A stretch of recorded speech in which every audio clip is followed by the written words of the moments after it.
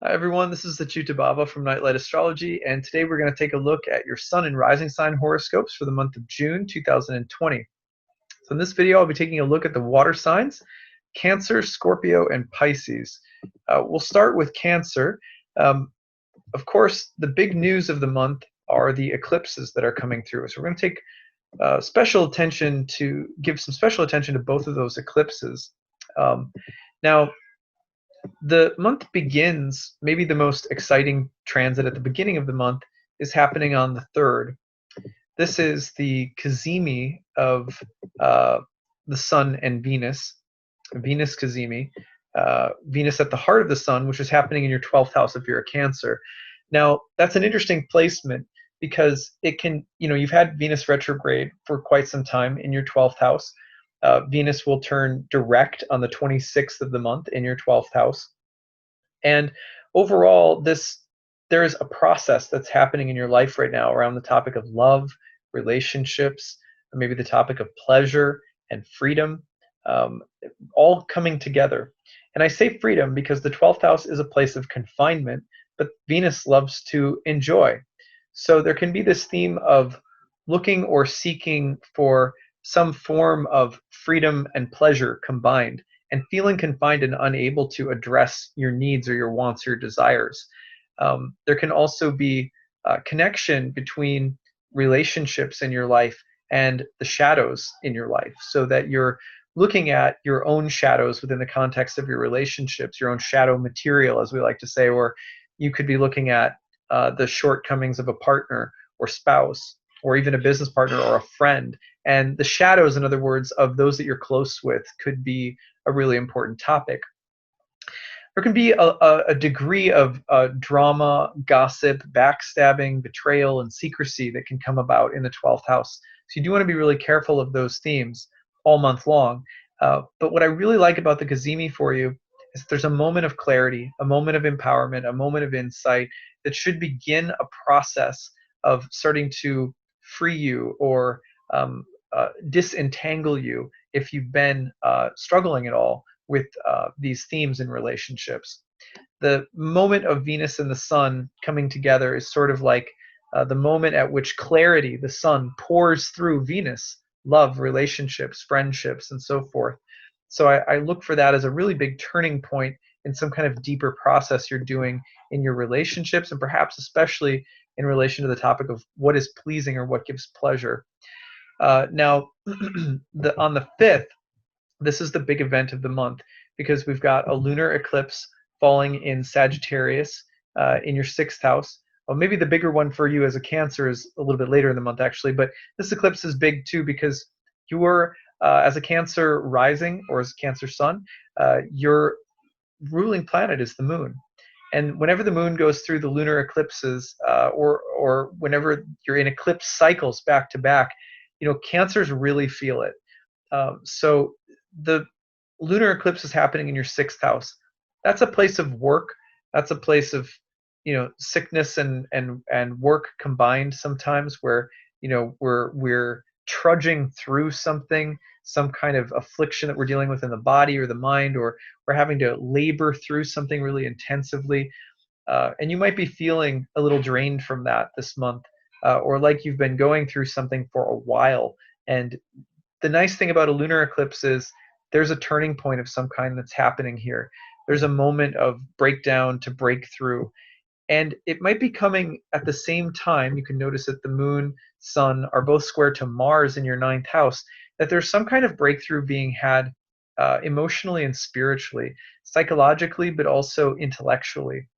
The 9th house is a place of higher learning, and the square to Mars in that house suggests some kind of confrontation around the topic of your beliefs, your ideals in life, your moral or spiritual or philosophical convictions, and that there's this deeper breakthrough that's about to happen. But it may require you to dig deeper, more deeply into your faith or beliefs to get there.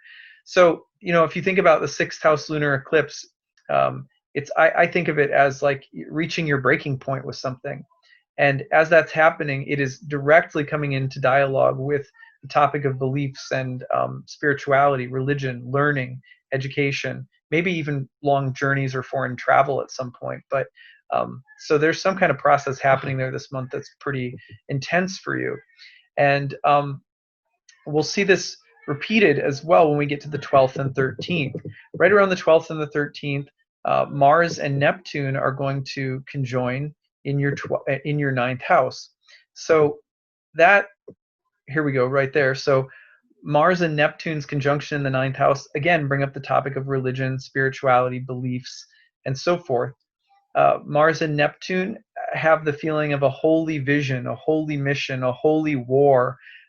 You could be feeling very idealistic this month, or you could be feeling an intense regeneration of your faith and beliefs, or some wave of inspiration that has you wanting to, really aggressively study or learn something, or to assert your beliefs into some kind of public forum or conversation.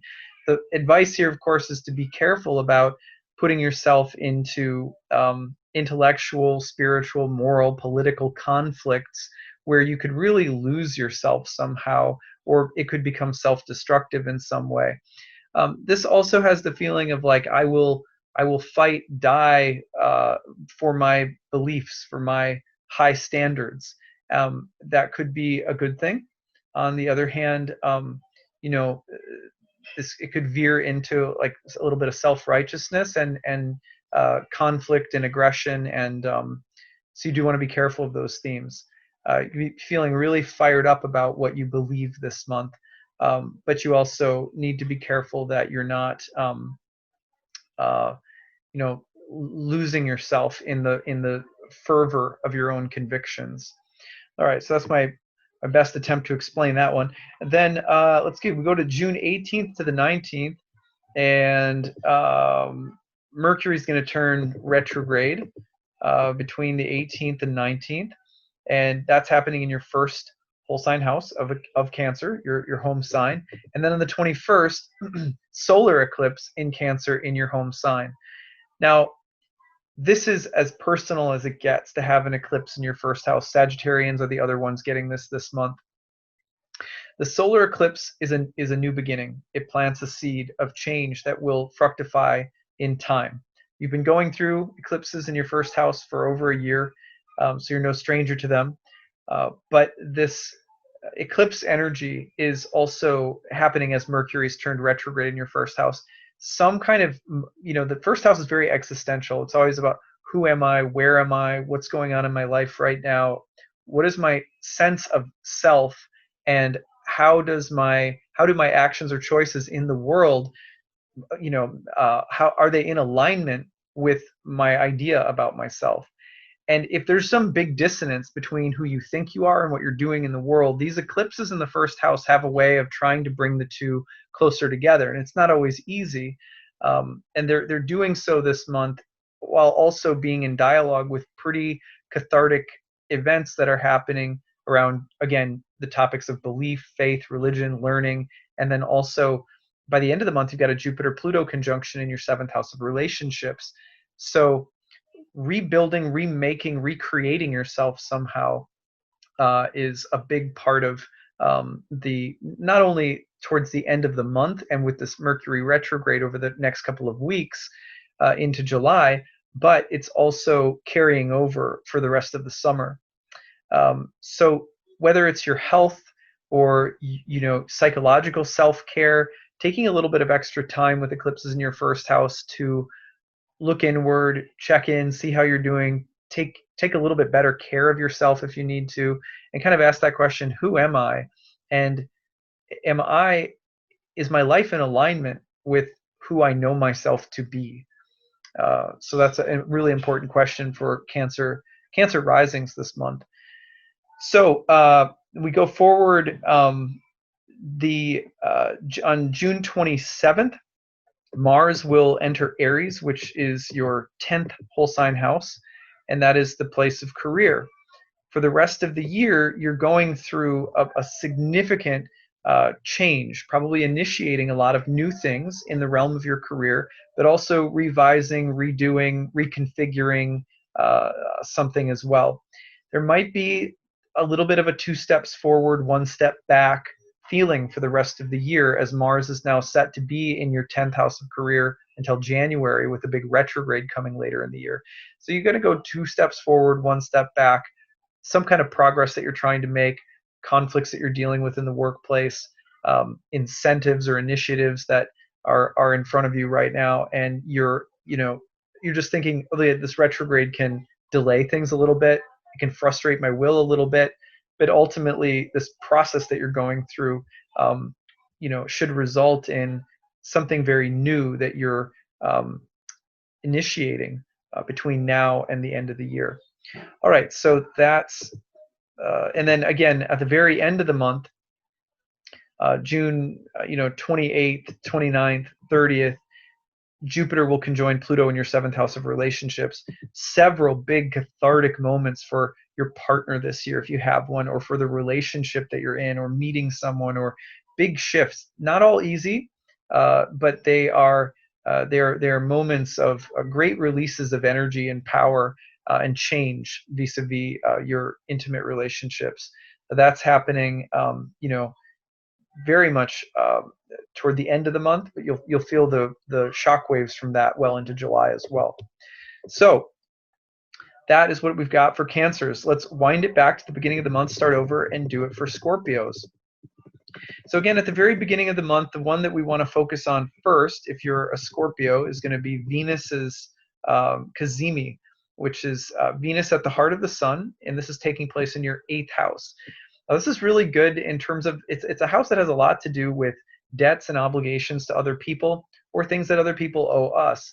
And so Venus's cazimi with the sun in this house can bring this moment of good fortune, clarity, light, and positivity into that area of life.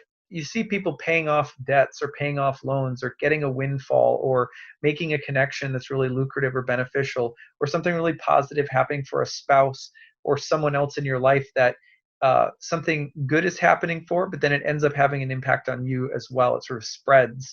So it's a really fortunate transit. It could also mean that there's something shifting around the topic of finances and relationships overall. Now we go forward a little bit to the 5th, and on the 5th of the month, then we have the big eclipse in Sagittarius. Now, that's taking place in your 2nd house, which means that the emphasis of the eclipse has a lot to do with money and finances. With Mars squaring from Pisces in the 5th house at the same time, I would not be surprised if there was some degree of challenge or struggle or conflict, or a difficult choice that has to be made, or a conflict of priorities or values that comes up around this time, specifically related to the topics of money and finances, perhaps also related to the topic of children in some way, like your kids could be costing you a little extra money somehow, financial planning, family planning, financial things that come up in a relationship that have to do with value conflicts and what's wasteful versus what is necessary. But it's definitely the overall tenor of this one is financial in nature. Now, we go forward from there. Between the 12th and the 13th, Mars and Neptune are getting together in your 5th house. Now, that's an interesting transit to have in the 5th house, which is traditionally associated with pleasure. Mars and Neptune is a bit like, it's like Joan of Arc. So how does Joan of Arc, what does Joan of Arc look like when you put Joan of Arc in like an ale house, right? Or like sit Joan of Arc down at like in the theater where like an interesting ballet is happening or something like that. So it can mean that there is an emphasis on things that are athletic, or things that have to do with water and sports in the water. It could also have something to do with some more hedonistic impulse or drive, the drive to dissolve oneself in ecstasy or pleasure. And you have to be careful, because that could also translate into things like excessive consumption or gambling or something like that. But it can also be about this need or desire to pour one's will into something creative and transcendent, and also could call back to the topic of children and pregnancy, and different challenges that are happening along the lines of kids with kids. Um, now, that's a pretty, I would call it a karmic transit. All transits are karmic, but it's a karmic transit insofar as it has the look and feel of something very destined, the Mars Neptune conjunction. Uh, and it also like a Mission Impossible theme, like this is your mission should you choose to accept it, something that we have to face or do. This is especially, for the Scorpio risings in your fifth house. Now, let's go forward from there to Mercury turning retrograde in Cancer, right between the 18th and 19th. And then on the 21st, there's a solar eclipse in Cancer. So that's all pointing to your ninth house, which is the place of the higher mind, of religion, spirituality, beliefs, foreign countries. There is definitely a lot of emphasis in this area of your chart. There has been for a while. For the past year or so, you've gotten eclipses in this ninth house. But Mercury being retrograde in this house, as well as a solar eclipse, is really putting the emphasis on your faith, the need for spirituality or learning and teachers in your life, of teaching, maybe of travel or foreign countries, and maybe the relationship between these themes also in home and family, as this Cancer sign of the moon tends to emphasize those topics as well. So watch for that between the 18th and 21st, but then the effects will pour out through the rest of the summer. Then between the 26th, right around the 26th, Venus will turn direct. You may notice a change of momentum, especially around the topic of relationships and money or finances, or the kind of different level of karmic contracts that you have with other people, the way in which especially you're benefiting from other people or other people are benefiting from you. Those questions of exchange that you've been dealing with for a while now, since April, there's just a really important turning point in the story of those themes that will still play out all the way into early August. But the turning direct often signifies that, the process that you've been through, where there's been more of a breakdown, that's shifting, and now there's something new that's ready to be implemented. Now, on the 27th into the 28th, Mars will go into Aries in your sixth house. For the rest of the year, you're working, you're grinding. If you're Scorpio rising, the rest of the year from late June all the way to January, with a big Mars retrograde in your sixth house, a place that's associated with hard work, labor, sometimes sickness and difficulties. You're grinding through, you're slogging through something the rest of the year. But by the time that the end of the year is upon you, it's going to look, your life is going to look really different. Especially the work that you're doing is feeding directly into something that's transforming around the roots: home, family, parents, land or property. Because you can see, as this starts off, Mars is in a sextile to Saturn at the base of the chart. By the end of the year, as Mars is finally finishing up in Aries, Jupiter and Saturn will conjoin in your fourth house of home and family. So you're working on something.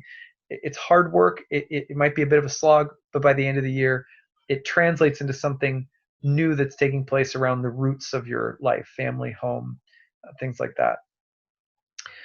What you're supported by, the base of your life, will look a lot different by the end of the year. Finally, on June 30th, Jupiter is conjoined with Pluto in your third house. Now, this could highlight the topic of siblings, the importance of siblings in your life, something that siblings are doing or providing you with, or some kind of breakthrough that's happening in your life in relation to siblings.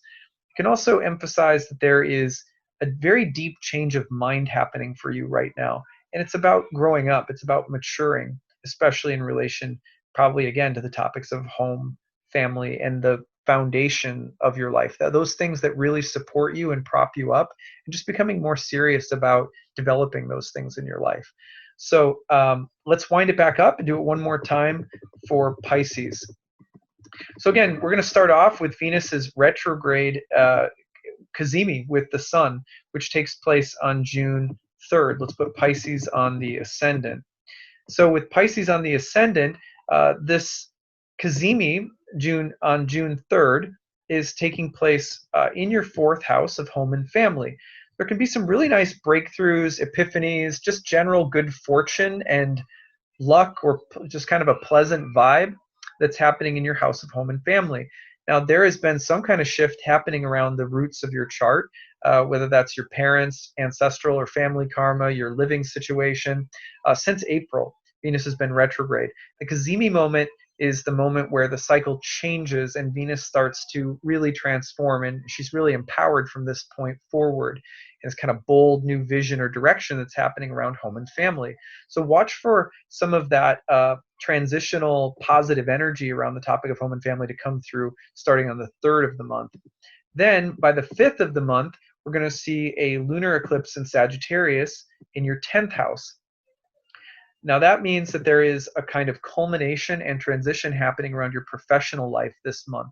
Really big, and it's a part of a year where the topics of home, family, and living environment, family karma, and then your work are in the spotlight. And it starts right on in June, where some really big substantive changes around your career are taking place. Of course, you may be questioning them, or they may be difficult, or you may be faced with questions about your own limits or your own commitments, or what you can and can't do, what you want to give yourself to and what you don't, because this eclipse also squares Mars in Pisces in your 1st house, where the question of your own will and energy is a part of it. You know, who am I? What do I want to apply my will and agency and action to? What do I want to fight for, and what don't I want to fight for? And this is part of a pretty deep level of change that it's very personal and professional at the same time, but it's inevitably going to tie back to those 3 houses over the year ahead: home and family, career and work, and self-concept. Who am I? And that's really at the center of it for this eclipse. So now, when we go forward from there, it gets the 12th and the 13th, and right around that time, Mars is going to conjoin Neptune in the 1st house. I love to call the Mars-Neptune aspect the Joan of Arc aspect, because it has this feeling of the sacred visionary warrior, a mission, a vision, a cause that's transcendent to give our life, our will, our energy, and our action to. And it's calling you very intensely at this time. You have to be careful that it's not, kind of Don Quixote energy, where there's a battle that's calling you, but it's imaginary. There's a vision that's calling you, but it's exaggerated. It's delusional somehow. But otherwise, watch for the inspiration to pour through, and you just use your discrimination, and you'll know, here's where I'm being led, and maybe here's where I'm getting a little too fantastical in my thinking about what I am and am not capable of, or what is or is not possible. Now, if we go forward to the 18th and the 19th, Mercury will turn retrograde in the sign of Cancer, and then on the 21st, right after that, there will be a solar eclipse in the sign of Cancer. So that happens on June 21st. That's all happening as a Pisces rising in your 5th house. Now, the 5th house is the place of children, pregnancy, and you got a Cancer eclipse here. So the topics of mothers, women, children, pregnancy, home, these topics can be really important. The question is also about pleasure and happiness. Are you happy right now? There's the solar eclipse plants a seed, and the seed there has something directly to do with the source of happiness, especially your emotional happiness and happiness related to home and family. So I could see a lot of Pisces rising, women getting pregnant under this transit. So know that that's a possibility. But also, there could be some transition with your kids. Kids are going back to school. Kids are going to be homeschooled, whatever the case might be. Some kind of new plot turn or twist with regard to children could be there. Also, again, just broadly speaking, the 5th house has to do with pleasure. We all are creatures that seek happiness and pleasure. And the Cancerian eclipse in the 5th house longs emotionally for a new or different taste or experience of happiness. And it's really going to get serious about trying to make that happen after this eclipse. So watch for that. Now, let's see here. So that's around the 22nd. Venus is turning direct on the 26th, another moment of important transformation around the topic of home and family and all of the deeper work and questioning and change that's been happening around roots, home and family this since April. So watch for that. And then on the 27th and to the 28th, Mars will enter Aries, where it's now going to spend the rest of the year in your second house of home, or excuse me, the second house of money, finances, and resources, with a big retrograde coming later in the year that we'll eventually talk about. In other words, you're about to go through a very long, drawn out process of initiating something new with money or finances or business, or of dealing with expenses or challenges or conflicts that come up relative to money that you need to work through. There's something here for you right now, some healing or some deeper work that you're meant to do, which could also have eventually bring in important collaborations into your life with other people, as Mars throughout this process will be squaring Pluto and Saturn and Jupiter and those planets by whole sign, and some of them by aspect, by degree, in the 11th house of friends and allies. So interesting, meaningful collaborations around business between now and the end of the year could also become a part of this. But Mars in your second house, it also very entrepreneurial for the rest of the year. The need or desire to be independent and to face challenges, to rise up and develop a more confidence relative to the topic of money and resources. Okay, so finally, Jupiter conjoins with Pluto right around the 30th in your 11th house. Catharsis all year long, several of them, big, deep, transformative experiences around friends, groups, and colleagues.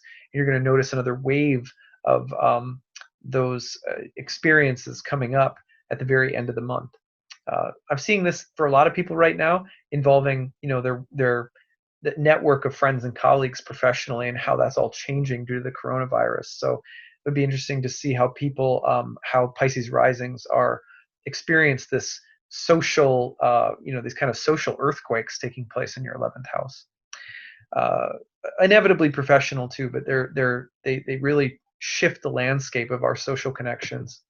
Okay, water signs, that's what I have for you. I hope that you're having a great month. I would love to hear from you as the month goes on, and hear your stories, hear how these transits fit. Be sure to come back and listen to them. Make sure you also check out my monthly overview for the month of June. There's a lot of things in there that might be applicable as well. All right, so that is what I've got, and I hope you have a great June. All right, take care. Bye.